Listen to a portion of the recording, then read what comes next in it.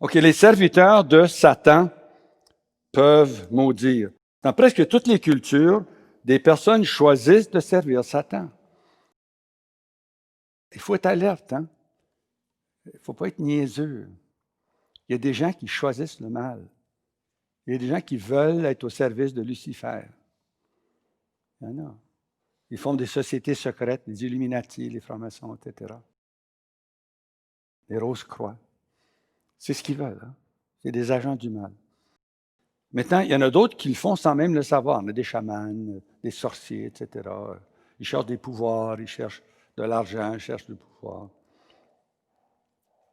Alors, mais ces gens-là le savent ou ne le savent pas, mais ils servent des démons pour obtenir le pouvoir, la connaissance et des biens matériels qu'ils convoitent. Puis chaque culture leur donne une appellation. Ça peut être des alchimistes, des augures, des astrologues, des cartomanciens, des chamans, des charmeurs, des devins, des enchanteurs, des ensorceleurs, des gadots, des marabouts, des médiums, des mages, des nécromanciens, des prêtres de Satan, des prophètes, des tradipraticiens, des vaticinateurs, des visionnaires, des voyants. Alors, ils cultivent l'exercice des forces naturelles dont Satan les a pourvus. Même les Romains avaient la déesse Minerve, par laquelle ces prêtres tiraient vengeance de quelqu'un pour une somme d'argent. Aujourd'hui, la majorité des peuples d'Asie, d'Océanie, d'Afrique, d'Amérique centrale et latine sont familiers des arts magiques, ainsi que des malédictions et des sorts. Quand j'étais enseignant dans une école, le bibliothécaire m'a dit que le livre le plus populaire de sa bibliothèque d'école catholique, c'est un livre sur comment lancer des sorts. Tout le monde le voulait, ce livre-là. Les filles le voulaient pour que quelqu'un tombe amoureux d'elle ou pour se venger d'une rivale. C'est toutes sortes de raisons. Alors, le Nouvel Âge recycle tous ces rites, pratiques et croyances occultes.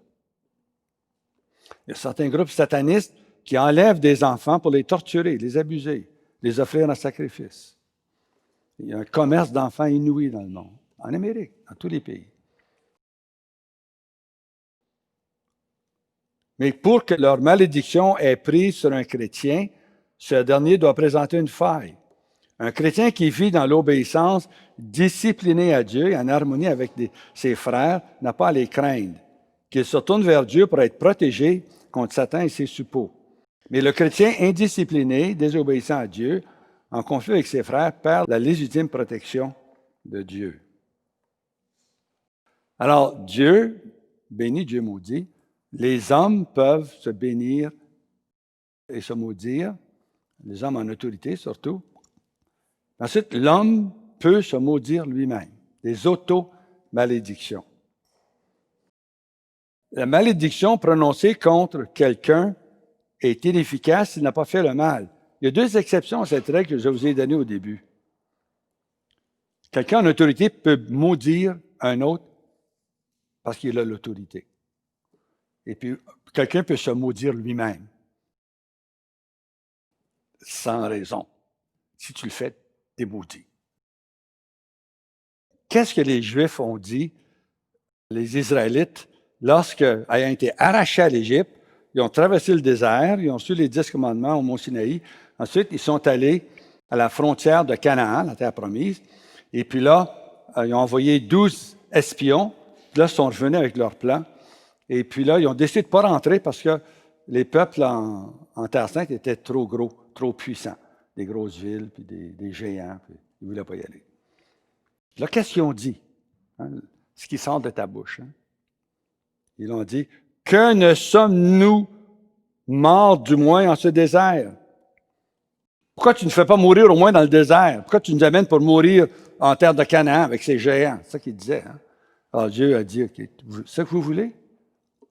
C'est ça que vous avez dit? C'est ça que vous allez avoir. Et il a dit, le Seigneur parlant à Moïse et Aaron, il dit, dis-leur, je vous traiterai selon vos paroles, selon les paroles mêmes que vous avez prononcées à mes oreilles. Vos cadavres tomberont dans ce désert, vous qui avez murmuré contre moi.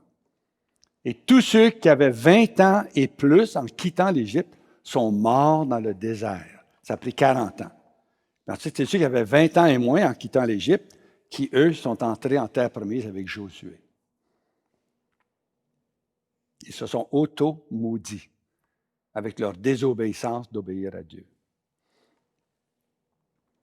Jésus a dit, je vous le déclare, de toute parole oiseuse ou sans portée ou sans efficacité ou vaine, sans fondement, qu'on aura dite, il faudra rendre compte au jour du jugement.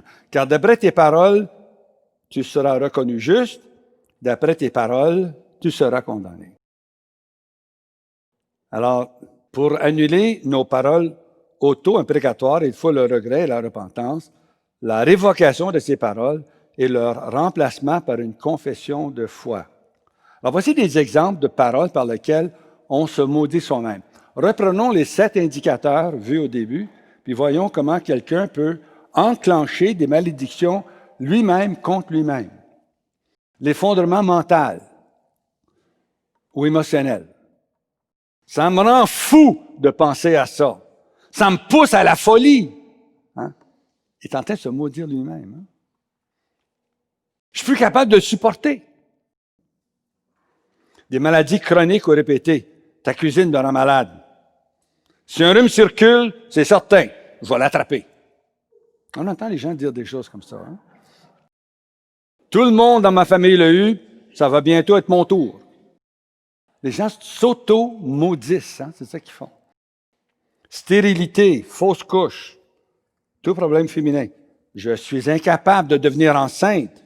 Ah, j'ai encore mes maudites règles. Je sais que je vais le perdre lui aussi. Je les perds tous. Échec de mariage, détérioration des relations familiales. La tireuse de cartes m'a dit que mon mari me quitterait. J'ai toujours pensé que mon mari se trouverait une autre femme. Dans ma famille, on s'est toujours battu comme chien et chat.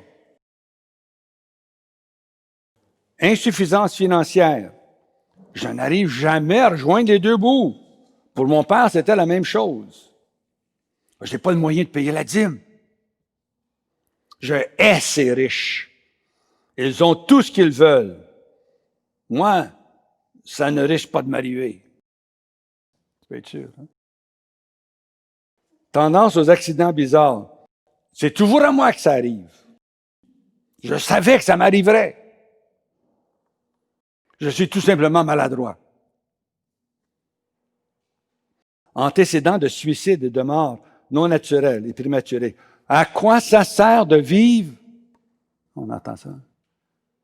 Il vient de se maudire, il vient d'attirer sur lui des démons de mort. Tu vas me faire mourir. Je préfère mourir que continuer comme ça. Wow. Alors, Jean Plia met en garde contre des malédictions auto-préférées. Ne prononcez donc pas des paroles négatives contre vous-même pour ne pas provoquer des troubles dans votre vie et vous exposer à des malédictions. Ne dites pas, ne répétez pas tout le temps « Je suis trop fatigué, épuisé, envoûté. On me rendra fou dans cette maison. Je crois que je vais échouer. L'argent me coule toujours entre les doigts. Les gens riches sont des voleurs, des corrompus. Moi, je préfère rester honnête et pauvre. » Ouais, tu vas être pauvre longtemps, mon ami. Plutôt mourir que de vivre dans le déshonneur ou de leur pardonner. Je ne peux plus subir cette terrible épreuve. Mon Dieu, il me faut me rappeler à toi. Mais ces paroles imprudentes peuvent déclencher des malédictions sur vous-même, sur vos enfants.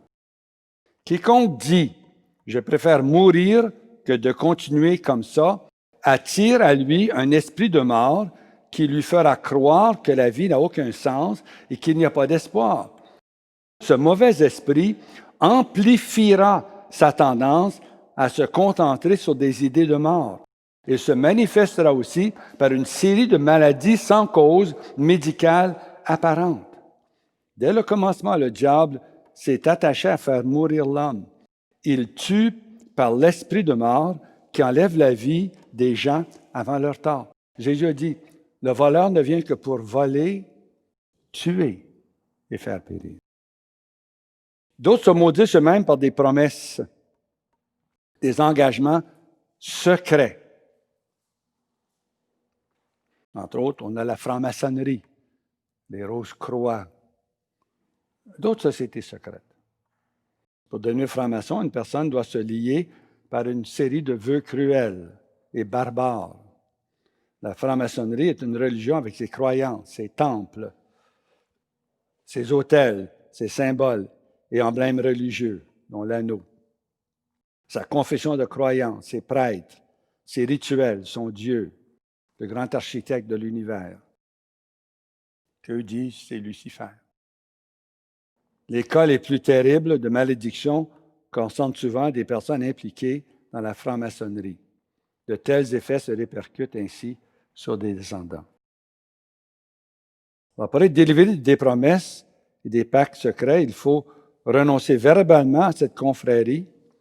Ce que tu dis avec tes lèvres doit être de préférence prononcé en présence de chrétiens qui t'appuieront de leur foi. Tu dois détruire et te débarrasser de tous les emblèmes, livres et autres matériaux issus de cette association, haïssant jusqu'à la tunique souillée par leur chair. Allons à la fiche de prière.